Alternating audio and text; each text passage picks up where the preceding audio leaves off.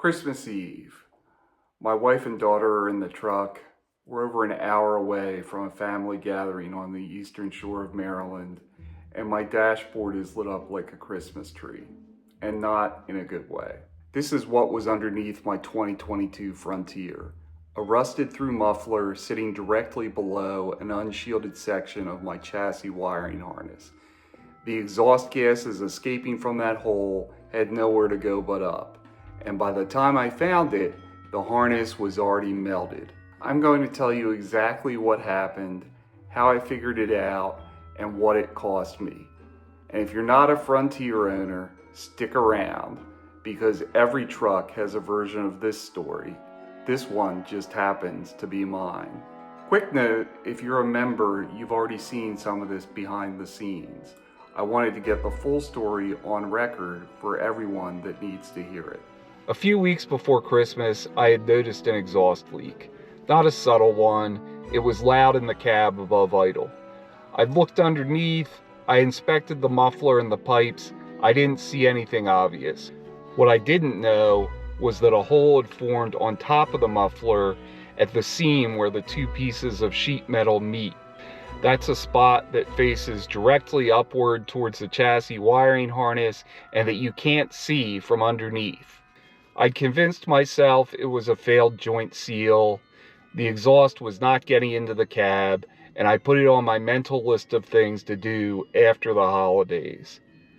That was a mistake, and I'm owning it right now. Just south of the C&D Canal, things started to go wrong. First, the blind spot warning system dropped out. I filed that away as a dirty sensor. Those advanced driver safety systems can be intermittent when cameras get obscured or sensors get dirty. It was easy to rationalize. Then the adaptive cruise and front collision warning went. Still explainable.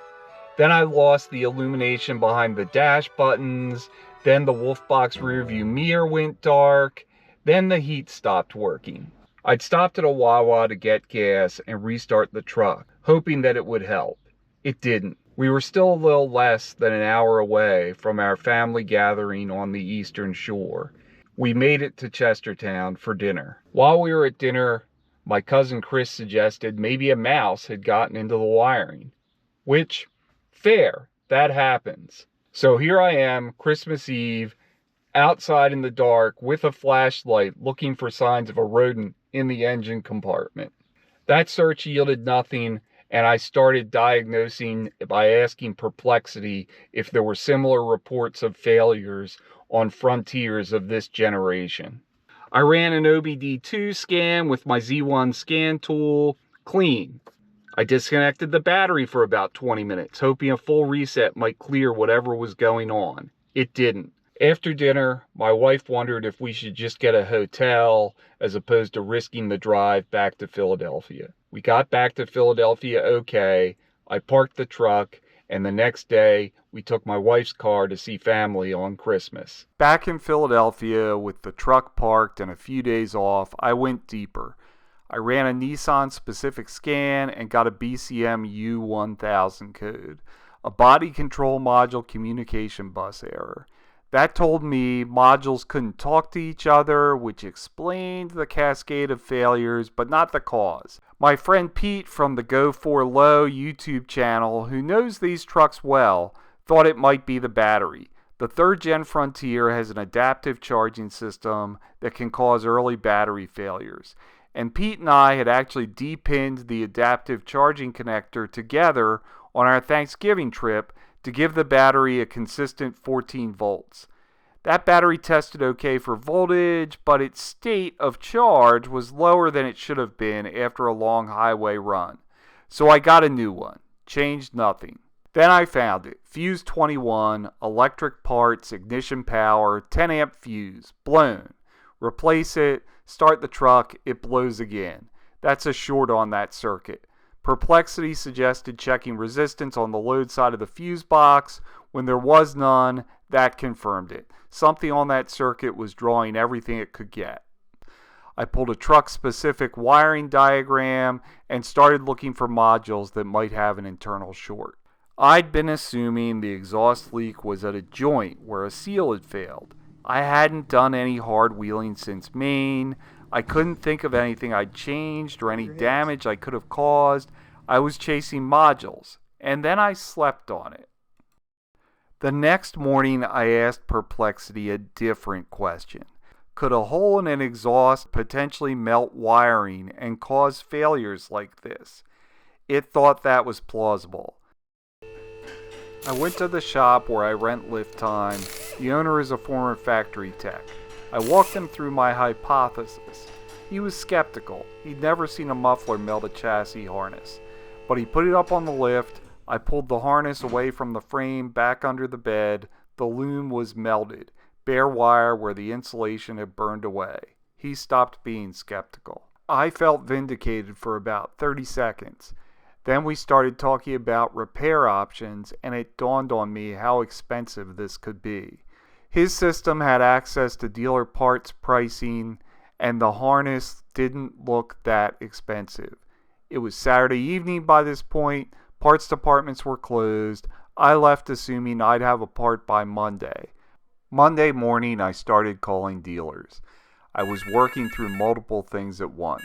Confirming the exact part number by VIN because there are different harnesses for different trim levels, checking price, and checking availability. And that's when the calls started getting bad. Backorder. Every dealer. I asked one parts counter guy, how far does your system go? Like what radius? He tells me he can see Hawaii and there aren't any in stock in the US. No ETA. My heart sank. I went online. Nothing. Found one place that claimed ships in 24 to 48 hours. Contacted them. Revised to not available. No eBay listings initially either. I posted on my community tab, and a viewer, shout out to Walter Greer 2048, mentioned seeing some on eBay.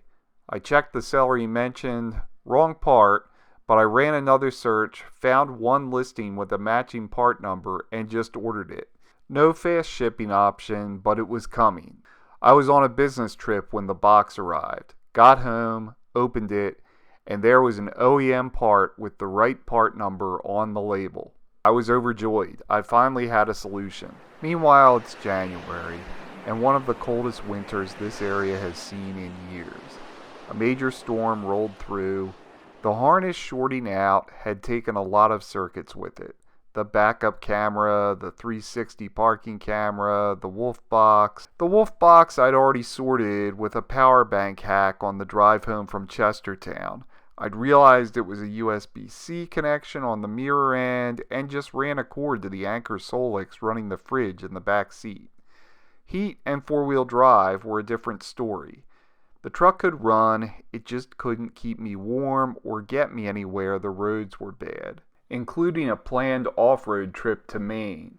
So for 6 weeks, it mostly sat. A $45,000 truck parked on the street in front of the house because of a $40 muffler that Nissan didn't fully shield. So let me show you exactly where this issue is, because it's not random bad luck, it's a design issue.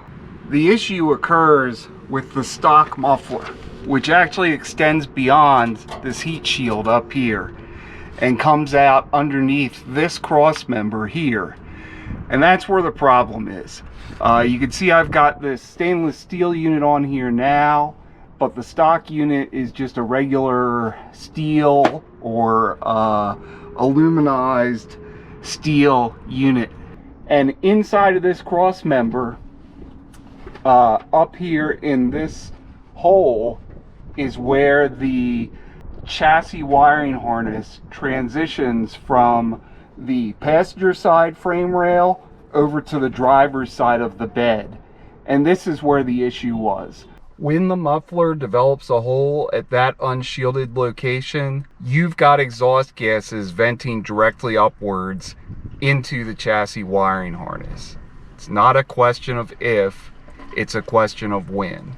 The early 3rd gen Frontiers are now hitting 4 to 5 years old. They're just starting to come off of warranty for a lot of owners. I'm not the only one to have experienced this issue. I've seen other reports of it online. I'm just one of the first to document it on video. So here's what you need to do. Number one, if you notice an exhaust leak, and in particular, any distinct change in the exhaust note or the loudness of the exhaust from the cab, do not ignore it. Number two, get underneath your truck and inspect that muffler. And don't just look at it from underneath. Get a mirror or a phone camera, stick it up over the top of the muffler, and inspect it at the seam to see if there's any corrosion, any rust, any holes starting to form. Number three, save yourself some hassle and the worry.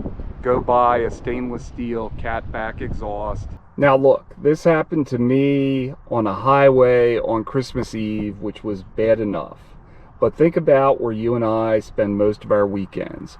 What if this had happened 30 miles up a Forest Service road? You lose four-wheel drive, you lose your lockers. That potentially turns a bad day into a dangerous day. So here's the key takeaway, even if you don't have a Frontier. The Frontier has this particular issue that's only now showing up.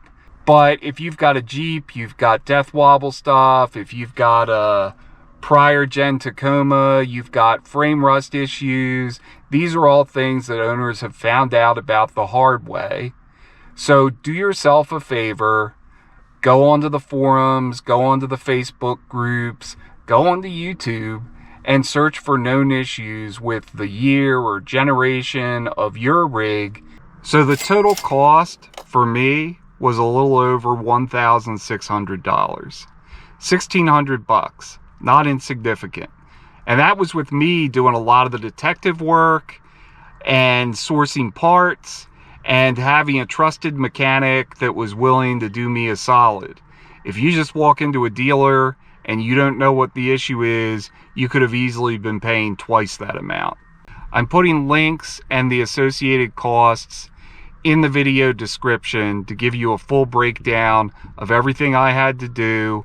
Lastly, if you own a 22 or newer Frontier, or you know somebody that does, share this video.